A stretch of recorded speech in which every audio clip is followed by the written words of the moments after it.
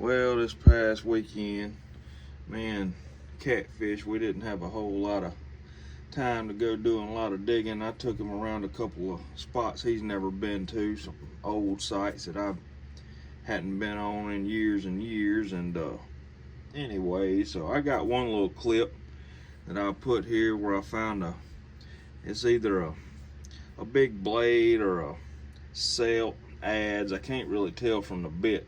The bit edge is, half of it looks like a celt because it comes down to like a celt looks, but one half kind of has the off center.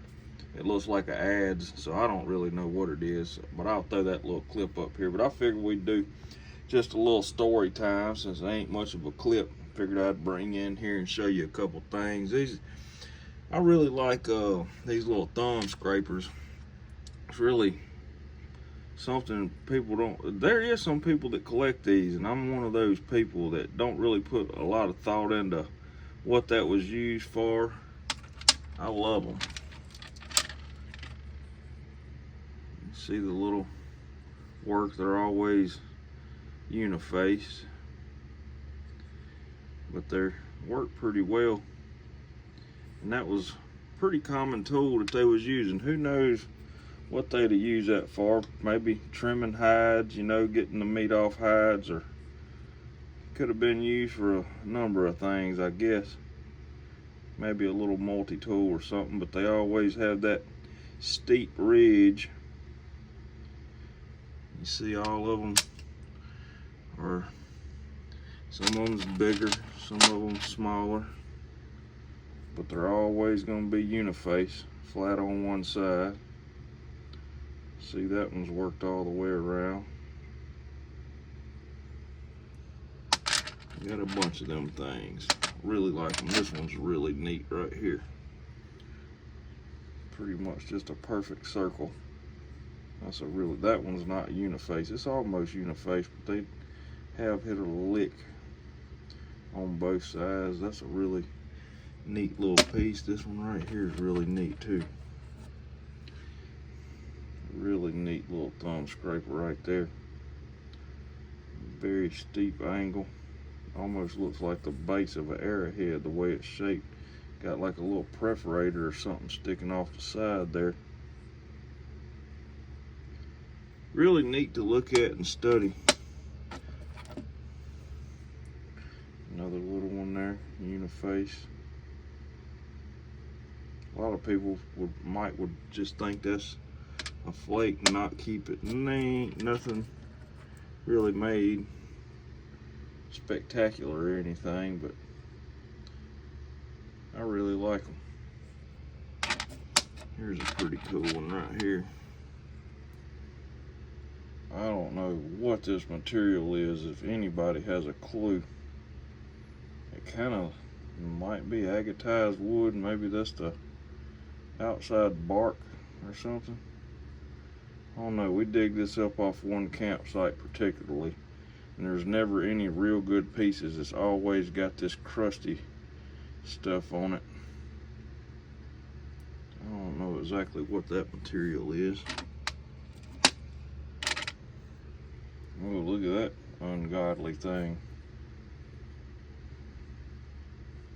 That's odd. Yeah, I got all kinds of mess laying around. There's another really cool one right there. Kind of unusual. Pretty dang neat.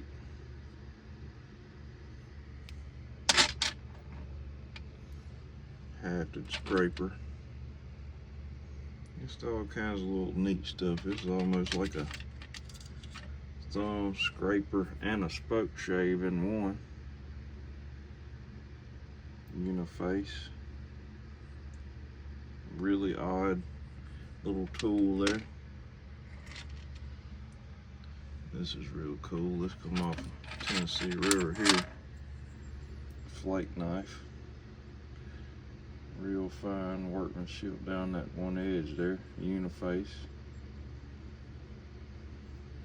And a thumb scraper at the end. Got that steep bevel. It's really cool. gotta take appreciation in stuff like this. A lot of folks might see it, you know, laying on the ground like that and never pay it attention.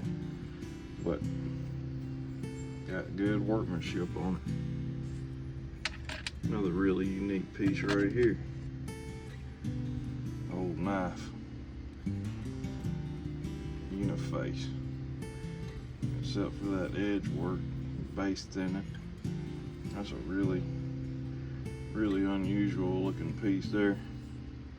Really neat. Bunch of stuff I need to put in cases. Bunch of stuff I need to put in cases. I got stuff that needs to be put in cases. Good God. It's craziness. Craziness. Might bring y'all in on some more of that stuff later. I just wanted to add a little content to this so it wouldn't just be that one little short video. Man, can't never have no luck finding them whole. They broke all the time, every time.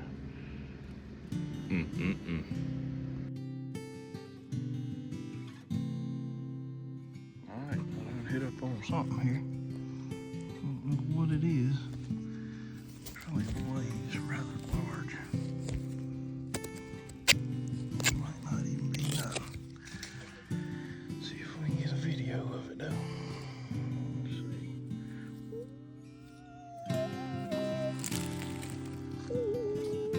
Roberto.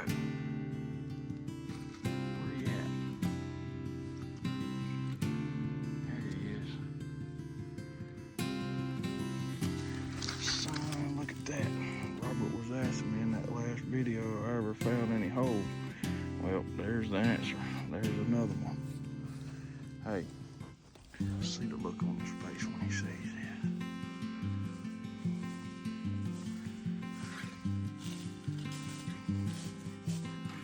Come here.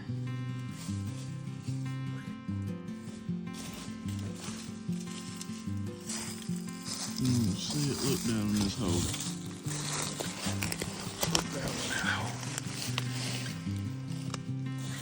You see it? I see something.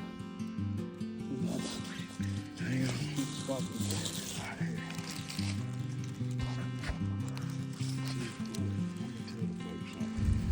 See, Robert don't realize it's already right here in my hand. Oh, God almighty. Kunta Kinte. Oh my gosh.